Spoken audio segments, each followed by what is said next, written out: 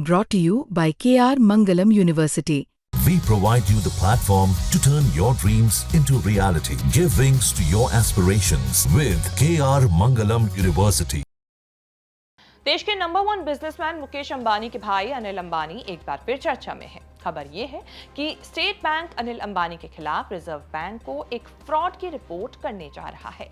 वो इसीलिए क्योंकि बताया जा रहा है कि अनिल अंबानी ने रिलायंस कम्युनिकेशंस के नाम से जो 31,580 करोड़ रुपए का लोन लिया था, उसमें धोखाधड़ी हुई है। क्या है पूरी खबर और क्या है इसका पूरा मामला, ये सब हम आपको इस रिपोर्ट में बताने जा रहे हैं। नमस्कार, मैं हूं कीर्ति और आप देख रहे हैं न्यूज तक।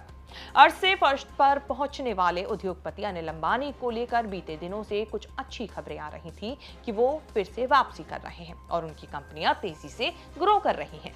रिलायंस पावर के शेयरों की उछाल से लोग उत्साहित थे, लेकिन अब अचानक बड़े झटके लगने वाली खबर आई है।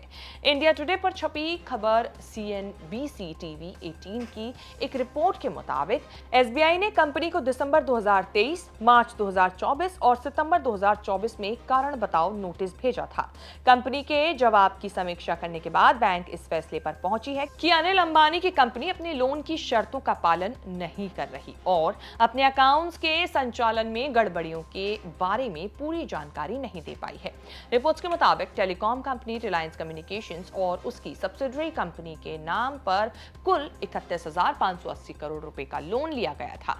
नियमानुसार इस लोन से रिलायंस कम्युनिकेशंस और उसकी सब्सिडरी कंपनियों से जुड़ा काम ही होना चाहिए था, लेकिन ऐसा हुआ नहीं। सामने आई फ्रॉड डिटेक्शन कमेटी की रिपोर्ट के मुताबिक इस लोन में से करीब 44% यानी 13,667 करोड़ रुपए का इस्तेमाल दूसरे कर्जों के रीपेमेंट और अन्य जगह पर खर्च किए गए। इसके अलावा करीब 41% यानी 12,692 करोड़ रुपए दूसरे अन्य पक्षों के भुगतान के लिए इस्तेमाल किए गए। SBI ने जांच में पाया कि कई स्तरों पर नियमों का उल्लंघन हुआ। इसके बाद समिति ने लोन खाते को फ्रॉड घोषित करने की सिफारिश की। SBI ने इस बारे में रिलायंस कम्युनिकेशंस को चिट्ठी भेजी और कंपनी ने भी इस बात की पुष्टि की है कि उन्हें SBI की तरफ से लेटर मिला है। लेटर के मुताबिक बैंक की धोखाधड़ी पहचान समिति ने लोन के इस्तेमाल में गंभीर गड़बड़ियां पाई हैं। इस बारे में रिलायंस कम्युनिकेशंस यानी आरकॉम ने सफाई दी है। अपने जवाब में रिलायंस कम्युनिकेशन ने कहा कि SBI द्वारा ये लोन 2019 में कॉर्पोरेट दिवाला समाधान प्रक्रिया यानी CIRP शुरू होने से पहले की अवधि से संबोधित है। कंपनी ने तर्क दिया कि IBC की धारा 32A के तहत एक बार समाधान योजना स्वीकृत हो जाने पर उसे CIRP शुरू होने से पहले किए गए अपराधों से संबंधित देनदारियों से छूट मिल जाती है। कंपनी ने शेयर बाजारों को भेजी सूचना में यही कहा कि SBI 2016 के एक मामले में कथित तौर पर पैसा दूसरी जगह भेजने का हवाला देते हुए उसके कर्ज खाते को धोखाधड़ी के रूप में क्वालिफाइड कर रहा है। SBI का आरकॉम लोन अकाउंट्स को धोखाधड़ी वाला बताने का आदेश चौंकाने वाला और एक तरफा है और ये प्राकृतिक न्याय के सिद्धांतों का भी उल्लंघन करता है।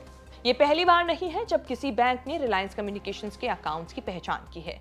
नवंबर 2024 में कैनरा बैंक ने भी खातों को इसी कैटेगरी में डाला था, लेकिन बॉम्बे हाई कोर्ट ने फरवरी 2025 में उस फैसले पर रोक लगा दी। इसमें उधारकर्ता को सुनवाई का मौका देने के लिए RBI ने दिशा निर्देशों का पालन न करने का हवाला दिया था।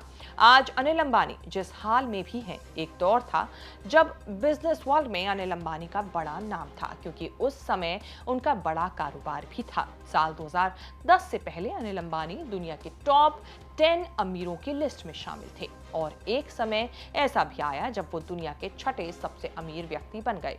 उस दौर में तो अनिल अंबानी संपत्ति के मामले में अपने भाई मुकेश अंबानी से भी आगे निकल गए थे, लेकिन समय के साथ खेल पलट गया। धीरूभाई अंबानी ने रिलायंस ग्रुप की स्थापना 1958 में की थी। साल 2002 में उनके निधन के बाद देश के इस बड़े कारोबारी के घराने में बंटवारा हुआ और फिर धीरूभाई के दोनों बेटों के बीच कंपनियों को बांटा गया। बड़े बेटे मुकेश अंबानी को पुराने बिजनेस से संतोष करना पड़ा, जिनमें पेट्रोकेमिकल, टेक्सटाइल, रिफाइनरी, तेल गैस कारोबार शामिल था। तो वहीं छोटे बेटे अनिल अंबानी के खाते में नए जमाने के बिजनेस आए। उन्हें टेलीकॉम, फाइनेंस और एनर्जी का बिजनेस मिला। अनिल अंबानी नए जमाने का बिजनेस मिलने के बाद भी कुछ खास कमाल नहीं कर पाए। उनकी कई कंपनियां दिवालिया हो चुकी हैं। वहीं दूसरी ओर मुकेश अंबानी ने अपनी सूझबूझ से कारोबार को बुलंदियों पर पहुंचाया।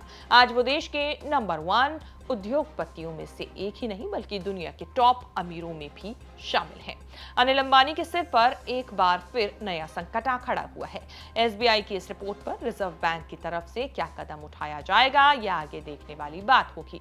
हजारों करोड़ लेकर विजय माल्या, नीरव मोदी और मेहुल चोकसी के विदेश भागने की अक्सर चर्चा होती रही है। सोशल मीडिया पर अब चर्चा ये भी है कि अगर ये आरोप सही हैं तो अनिल अंबानी के खिलाफ कोई एक्शन क्यों नहीं हो रहा है। आपको हमारी इस रिपोर्ट के बारे में क्या कुछ कहना है? ये रिपोर्ट आपको कैसी लगी हमें कमेंट करके जरूर बताएं और इस तरह की खबरें आगे भी देखने के लिए आप बने रहें न्यूज़ तक के साथ।